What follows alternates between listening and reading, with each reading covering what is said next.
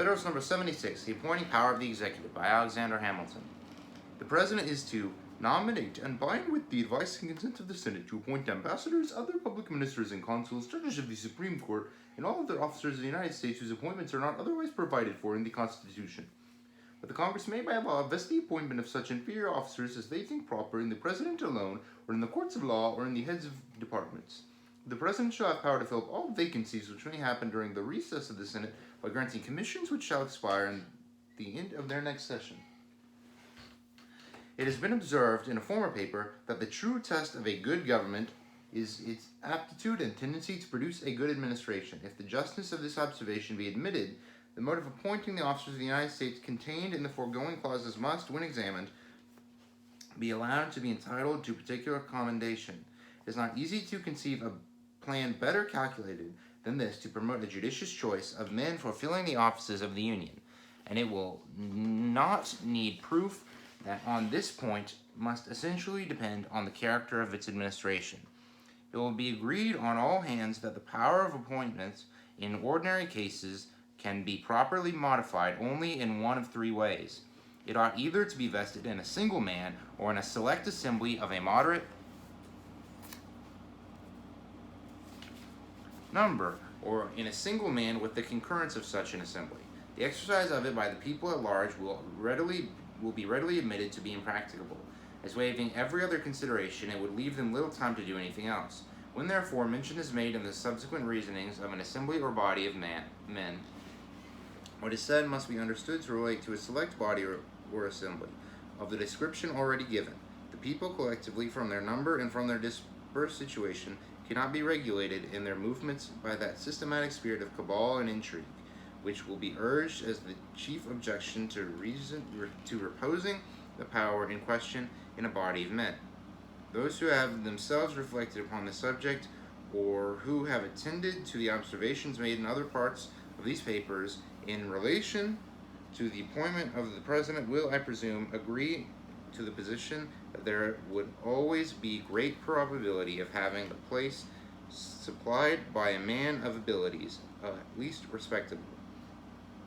Premising this, I proceed to lay down as a rule that one man of discernment is better fitted to analyze and estimate the peculiar qualities adapted to particular offices than a body of men of equal or perhaps even of superior discernment. The sole and undivided responsibility of one man will naturally beget a livelier sense of duty and a more exact regard to reputation. He will, on this account, feel himself under stronger obligations and more interested to investigate with care the qualities requisite to the stations to be filled, and to prefer with impartiality the persons who may have the fairest pretensions to them. He will have fewer personal attachments to gratify than a body of men who may each be supposed to have an equal number, and will be so much the less liable to be misled by the sentiments of friendship and of affection. There is nothing so apt to agitate the passions of mankind as personal considerations, whether they relate to ourselves or to others who are to be the objects of our choice or preference. Hence, in every exercise of the power of appointing to offices by an assembly of men, we must expect to see a full display of all the private and party likings and dislikes, partialities and antipathies, attachments and animosities, which are felt by those who compose the assembly. The choice which may at any time happen to be made under such circumstances will, of course, be the result either of a victory gained by one party over the other, or of a compromise between the parties. In either case, the intrinsic merit of the candidate will be too often out of sight. In the first, the qualifications best adapted to uniting the suffrages of the party will be more considered than those which fit the persons for the station.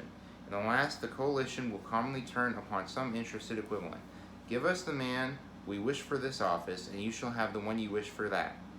This will be the usual condition of the bargain, and it will rarely happen that the advancement of the public service will be the primary object either of party victories or of party negotiations.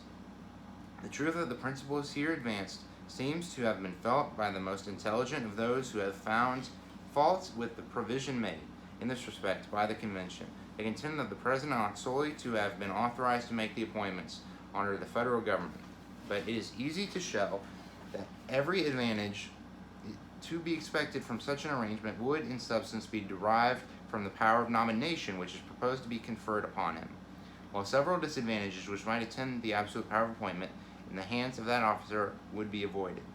In the act of nomination, his judgment alone would be exercised, and as it would be his sole duty to point out the man who, with the approbation of the Senate, should fill an office, his responsibility would be as complete as if he were to make the final appointment.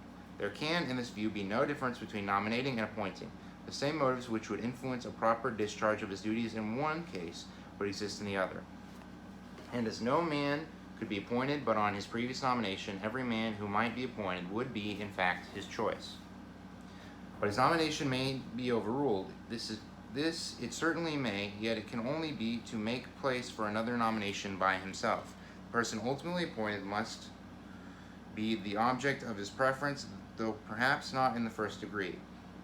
It is also not very probable that his nomination would often be overruled. The Senate could not be tempted by the preference they might feel to another to reject the one proposed, because they could not assure themselves that the person they might wish would be brought forward by a second or by any subsequent nomination.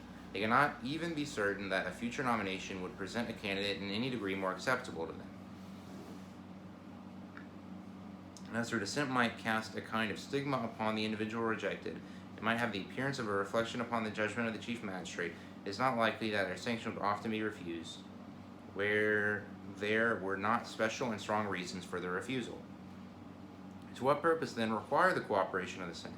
I answer that the necessity of their concurrence would have a powerful, though in general a silent operation.